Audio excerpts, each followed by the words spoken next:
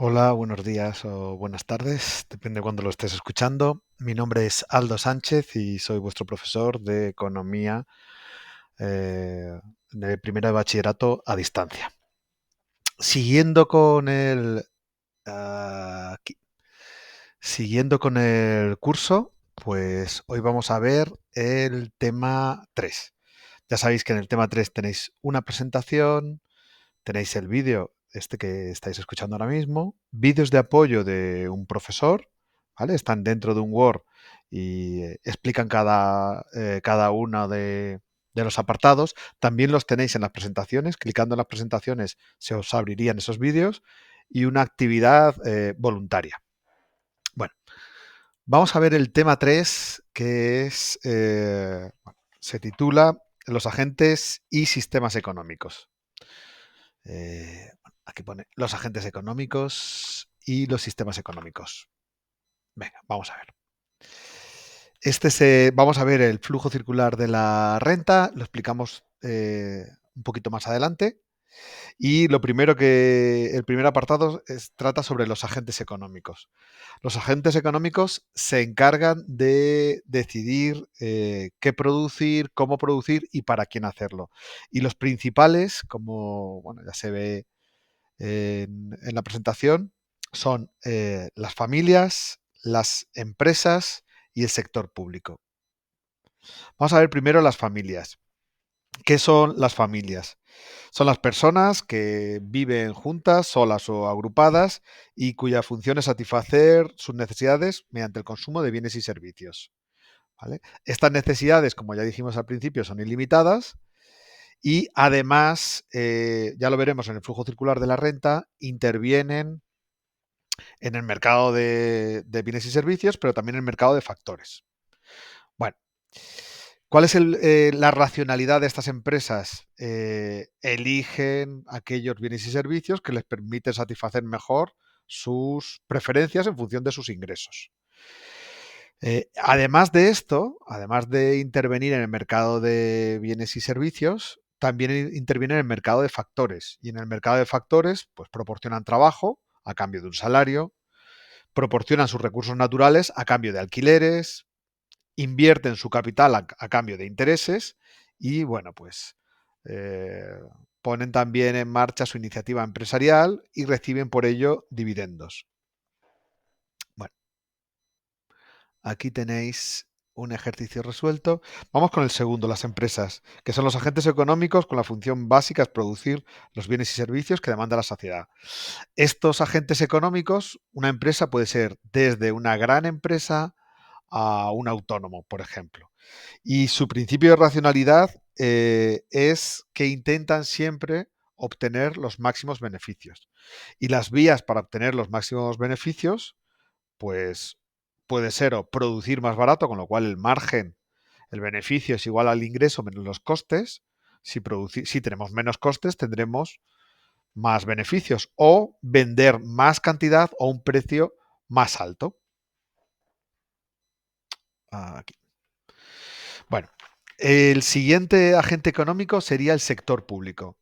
Y son todos aquellos organismos que toman decisiones colectivas en un país y que buscan aumentar el bienestar de la sociedad. Es lo que nosotros llamamos el Estado. Y dentro del Estado, a ver, aquí, mejor así. Dentro del Estado, la función principal del Estado es proporcionar bienes y servicios básicos, tener a toda la población, como por ejemplo sanidad o educación, y corregir las desigualdades. Además, tiene una actuación anticrisis, en el sentido que cuando hay crisis el Estado interviene más para fomentar la demanda, por ejemplo, con obras públicas, e intentan también aprovechar los recursos del país.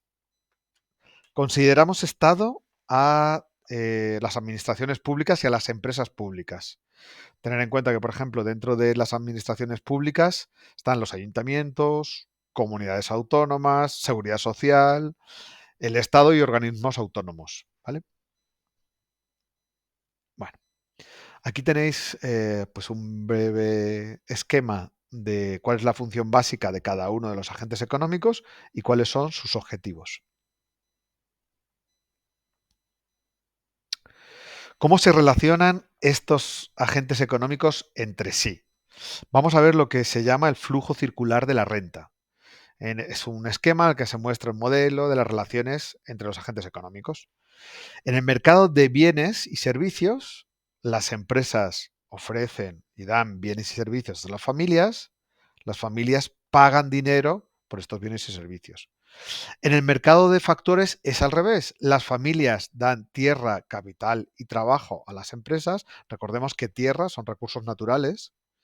Y las empresas dan dinero, salarios y alquileres, además de dividendos, a las familias. Aquí. Bueno, ¿cómo actúa el sector público en el flujo circular de la renta? Pues contrata trabajadores, ofrece bienes y servicios, además compra bienes y servicios a las empresas y además cobra impuestos y recibe dinero, y también ofrece dinero a las familias y a las empresas. La mejor manera de que lo veamos es así. Este es el flujo circular de la renta. Aquí tenéis el vídeo, también es explicativo, ¿vale? Bueno, el sector público, ¿cómo se relaciona con las empresas?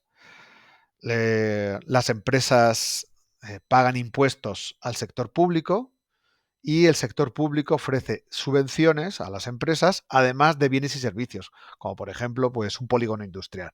El sector público, además, da ayudas y bienes y servicios a las familias y recibe impuestos por parte de las familias en el sector público, el IRPF, por ejemplo. Bueno, eh, en el mercado de bienes y servicios, las familias compran bienes y servicios de las empresas y por ello eh, se gastan dinero, lo cual supone los ingresos a las empresas. Bueno, además, las familias ofrecen sus factores productivos a las empresas y estas empresas les pagan salarios, alquileres, intereses y dividendos. Las familias le ofrecen pues tierras, sus recursos naturales, alquilan, por ejemplo, sus tierras o invierten sus capitales o trabajan directamente para las empresas. Bueno, además, el sector público ofrece y compra factores, por ejemplo, interactúa en el mercado de factores, por ejemplo, en el mercado de capitales, ofreciendo deuda pública, y además compra bienes y servicios a las empresas, ¿vale? Y paga por ellos. Bueno, a ver, aquí. Una vez visto esto, cómo interactúan, primero, cuáles serán los agentes económicos, cómo interactúan entre ellos, cómo se organizan a lo largo pues, de un país. Bueno, lo principal son responder a tres preguntas. Estos son los sistemas económicos. Un sistema económico es la forma en que la sociedad se organiza para resolver los problemas económicos básicos. Y los problemas económicos básicos son qué producir, cuáles son los bienes que hay que producir, cómo producirlo, qué técnicas, si va a ser una propiedad pública o privada y para quién producir, cómo se van a distribuir estos bienes. Por ejemplo, aquí tenéis el esquema que producir con los recursos del país, qué prefieren los ciudadanos, cómo producirlo, con qué máquinas, si van a ser empresas públicas o privadas y para quién producirlos. ¿Va a ser un reparto igualitario o va a ser para aquellos que puedan pagarlo? Vamos a ver los diferentes tipos de sistemas económicos. Principalmente son dos, el de economía de mercado y el socialista o marxista, comunista, ¿vale? Y luego estaría la economía mixta, que sería una mezcla de ambos. Bueno, con respecto a la economía de mercado eh, o sistema capitalista, las decisiones se toman por parte de las empresas y los consumidores a través de un sistema de precios. La intervención del Estado se reduce a garantizar el libre funcionamiento del mercado. Ya veremos un poquito más adelante que Adam Smith lo que dijo es que todos los individuos buscan de una manera egoísta satisfacer sus necesidades. Para ello, para satisfacer sus necesidades y conseguir beneficios, eh, invierten en una empresa con el fin de conseguir el máximo beneficio y con esta mano invisible, a través de las señales del mercado, se elige, por ejemplo, en qué sector invertir y en qué sector no invertir. Aquí. Si un bien abunda, por ejemplo, pues se bajarán los precios, y si un bien escasea y es muy demandado, pues los precios subirán. Y las familias terminan por obtener los beneficios que desean, las empresas obtienen más beneficios mediante esta mano invisible. Bueno, con respecto a qué se produce en un sistema de capitalista, pues en principio se produce los bienes que los consumidores desean. Y si hay determinados bienes que los consumidores dejan de demandar, directamente las empresas dejan de producirlos. Bueno, ¿cómo se produce? Pues lo producen las empresas y siempre buscando el principio del beneficio. Es decir, observan los precios vigentes y intentan, sobre todo, hacerlo de la manera más eficiente, utilizando los menos recursos e intentando vender sus bienes y servicios al precio más caro. Y para quién se produce, pues al final los bienes se asignan en función del mejor postor, aquellos que pueden comprarlo con sus rentas. Es así. Una de las críticas, bueno, ahora veremos ventajas e inconvenientes, una de las críticas que se hacen al capitalismo es que existe la libertad, por supuesto, y el acceso a multitud de bienes, pero solamente si tienen la renta suficiente para pagarlos. ¿Vale? Bueno, aquí tenéis un ejercicio práctico, los podéis mirar. Y vamos a ver qué ventajas e inconvenientes tiene la economía de mercado. La primera es que al haber competencia entre distintas empresas, pues el mercado es muy eficiente. Existen multitud de incentivos a la hora de hacer mejor las cosas. Tanto los consumidores tienen incentivos para elegir y consumir los mejores productos de más calidad, lo cual envía señales a las empresas de, primero, cuáles son las preferencias de los consumidores y cómo mejorar. ¿Vale? Las empresas también tienen incentivos para la mejora, porque hay una continua competencia. Y además existe, pues, libertad económica. A nadie le imponen lo que tiene que consumir. Ya veremos que esta libertad económica, por ejemplo, en el comunismo no existe. Los inconvenientes, pues claramente es que la distribución de la renta no es equitativa, con lo cual van a existir diferencias de rentas y de oportunidades entre los integrantes de estas economías. Suele haber crisis periódicas, normalmente cada 15 años suele haber crisis periódicas, se produce una crisis de la demanda con una crisis de la oferta y pues esto hace que sean inestables de manera recurrente.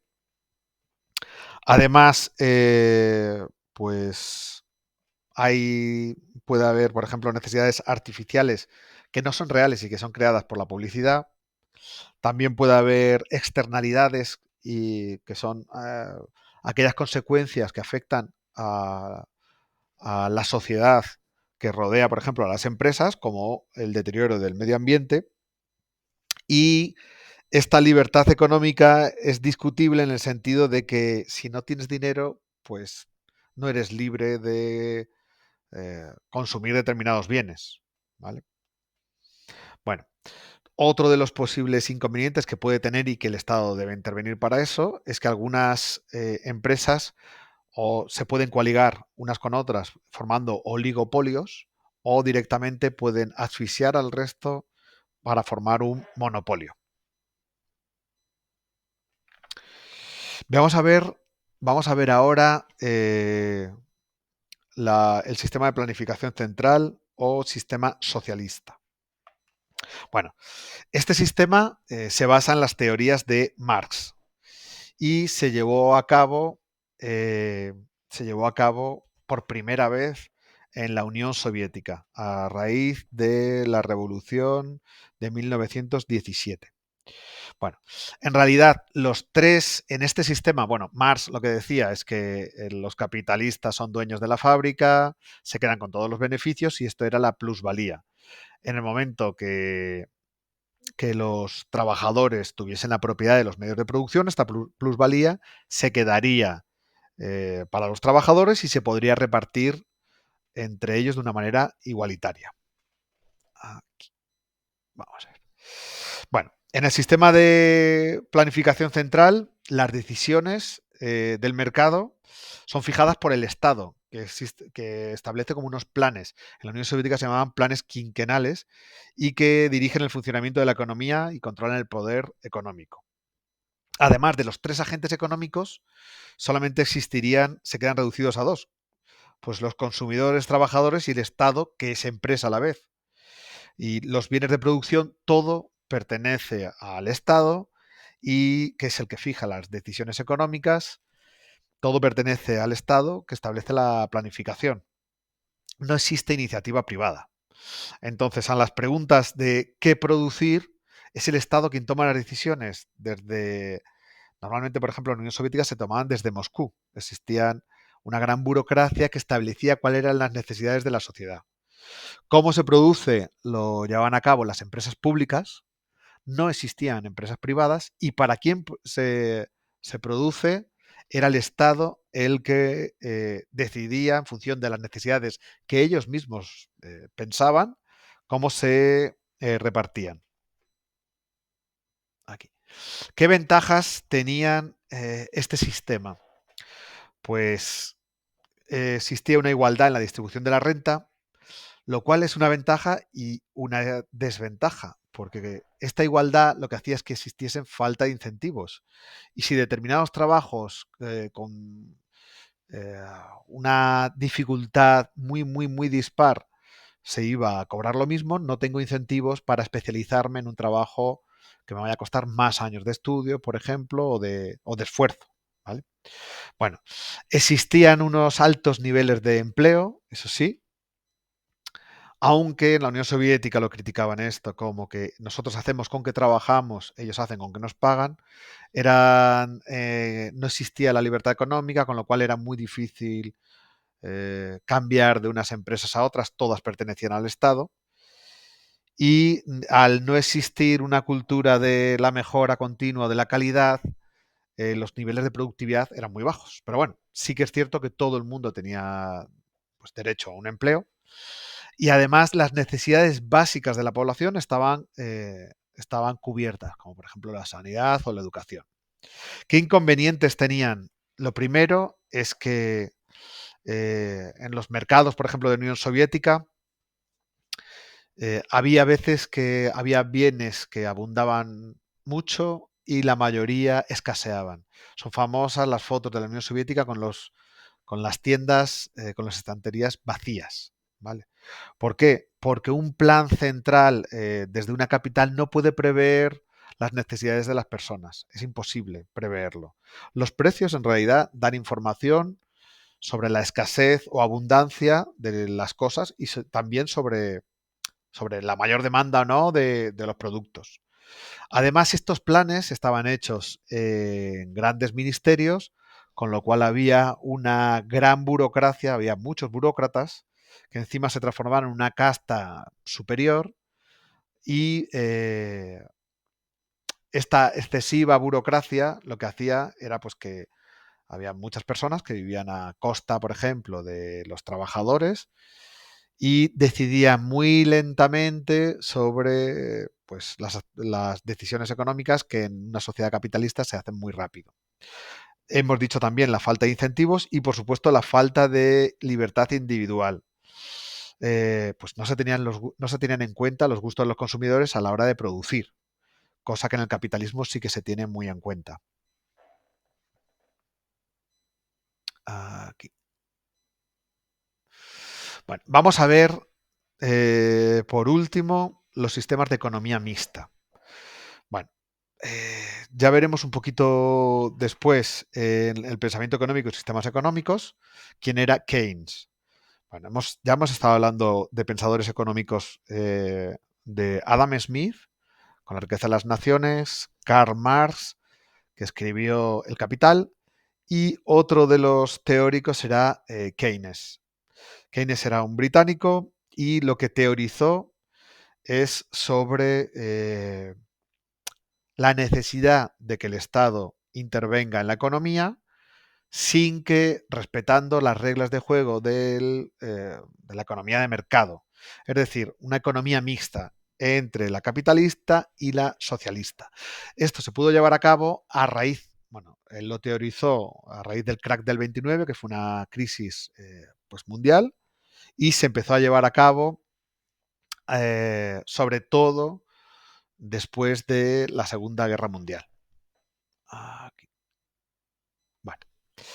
Dentro de la economía mixta, que combina la intervención del Estado y corregir sus fallos, además de la intervención del mercado, el qué producir, pues lo marca el mercado, porque sigue habiendo empresas privadas, pero también el Estado, que produce bienes que no son rentables. Es decir, se ofrecen bienes a la sociedad simplemente para satisfacer las necesidades de lo que más lo necesitan, pero no buscando la rentabilidad económica, como por ejemplo la sanidad.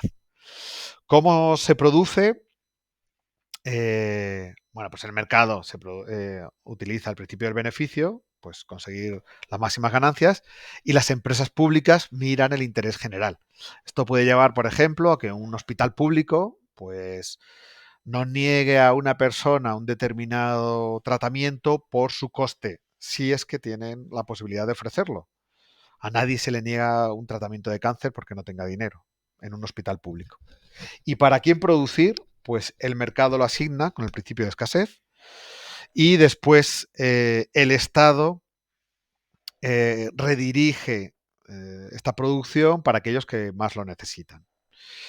Bueno, todo esto lo que intenta es que corregir los fallos del mercado, pero asimismo corregir los fallos del Estado, por ejemplo, de los fallos que tienen las economías socialistas. Aquí. Bueno, ¿qué ventajas e inconvenientes tiene la economía mixta? Bueno, pues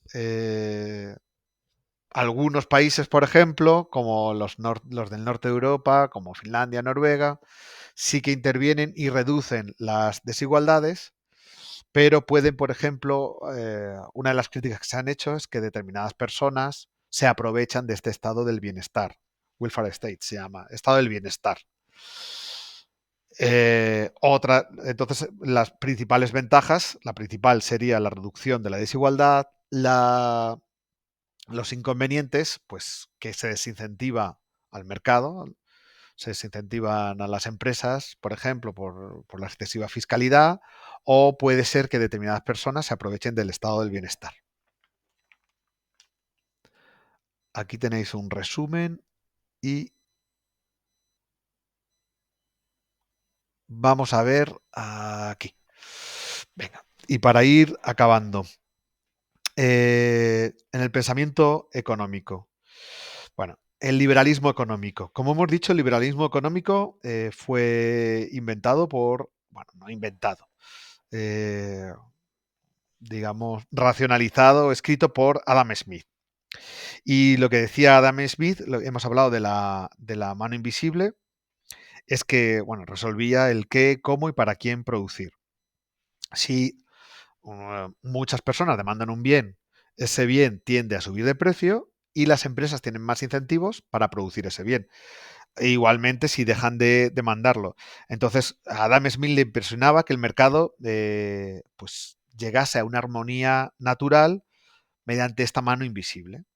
Y esta mano invisible lo que hacía es la ley de la oferta y la demanda. Había otros autores como por ejemplo como Robert Malthus, David Ricardo, John Stuart Mill, son todos británicos. ¿Vale? Bueno, ¿qué hace el Estado en el pensamiento, por ejemplo, de Adam Smith? Tiene que laissez-faire. Laissez-faire es una expresión en francés que significa dejarlo estar. Es decir, el Estado puede intervenir, por ejemplo, para dictar las leyes, para asegurar la propiedad mediante la policía, pero en principio debería intervenir muy poco en la economía. Aquí. Con respecto al marxismo, que el marxismo pone en duda que el mercado resuelva la cuestión de qué producir y para quién producir, y lo que considera es que el Estado debe intervenir en la economía, monopolizándola, para asegurar la vivienda, la alimentación, la sanidad y la educación. Bueno, como en el capitalismo las empresas, los empresarios se quedan con los beneficios de los trabajadores, que es la plusvalía, se lo van quedando ellos, si eh, todos los medios de producción pertenecen a los trabajadores, por lo tanto al Estado, pues estos beneficios, en vez del lugar de unas manos particulares, estarán en manos de todos los trabajadores representados por su Estado y se podrán dividir de manera igualitaria. Aquí. Este sería el Estado socialista.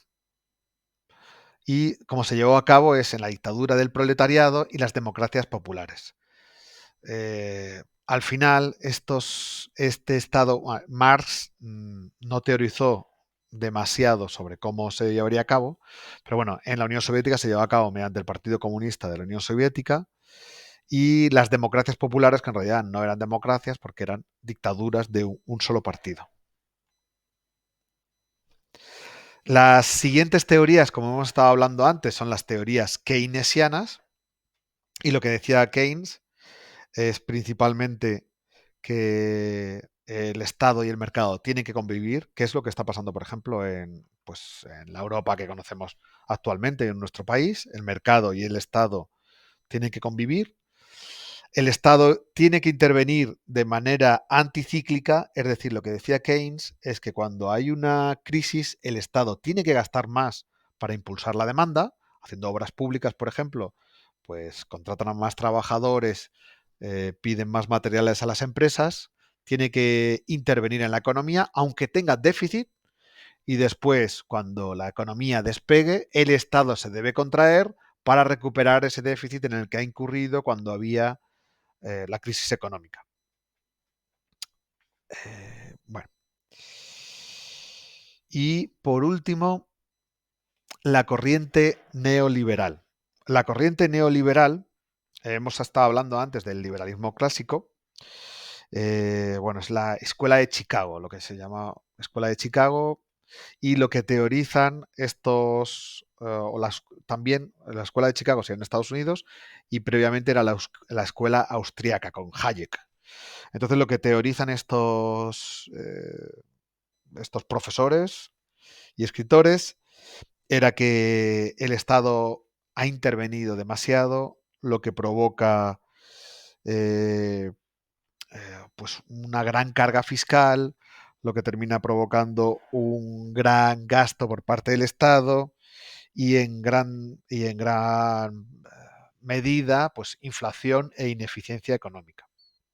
Entonces, es el Estado el que provoca las crisis de forma, bueno, pues puede llegar a provocar las crisis y cuando interviene de forma anticíclica lo que hace es agravar más la crisis que esté en esos momentos. Es decir, si en una sociedad se produce una falta de actividad económica y el Estado invierte en economía entrando en más deuda, esa deuda en un futuro habrá que pagarla, lo cual agrava más la crisis. Y bueno, pues esta corriente neoliberal ha estado en constante lucha con la corriente neokeynesiana. La corriente neokeynesiana sería más la seguida por la socialdemocracia y la neoliberal sería más la seguida por partidos de centro o centro derecha. Bueno, espero que estas explicaciones os hayan servido para aclarar un poco y las dudas de este tema y nos vemos en el siguiente tema. Un saludo y hasta pronto.